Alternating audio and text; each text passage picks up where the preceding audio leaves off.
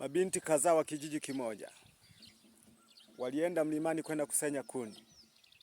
Wengine walipofika wakaanza kusenya kuni yoyote wanayokutana nayo, lakini binti mmoja akawa na chaguo. Kila chaka akisema hili chaka baya lina miiba, akienda chaka jingine anasema hili chaka baya. Basi akaliona chaka moja akasema hili chaka nimelipenda, akasenya kuni nyingi sana nzuri zimenyoka. Basi walipoanza kwenda wakaanza kumuuliza wenzake, wewe umesenya wapi, mbona kuni zako nene na zimenyoka? Akasema mimi nilikuwa nachagua machaka. Basi wakati wakienda wakitembea, walipoachana, huyu sasa anaenda kwao, mara akaliona lile chaka ambalo alikuwa anasenya kuni linamfuata mgongoni, linaimba mlelema mlelema nilindage nane mlelema wale wanitoka kwa mlelema.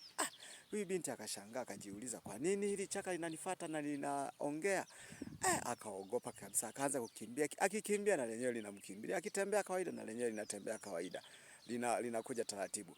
Basi hadi akafika nyumbani, akakimbia akatupa zile kuni, akaingia ndani, akawaambia wazazi, jameni, chaka linanifuata. Linakufuata linasemaje? Hebu lisikilizeni. Likaanza kuimba mlelema mlelema nilindage nane mlelema wale wanitoka kwa mlelema uniwela kiki mlelema uli wawiza mlelema. Aise, hadi kesho tunaendelea.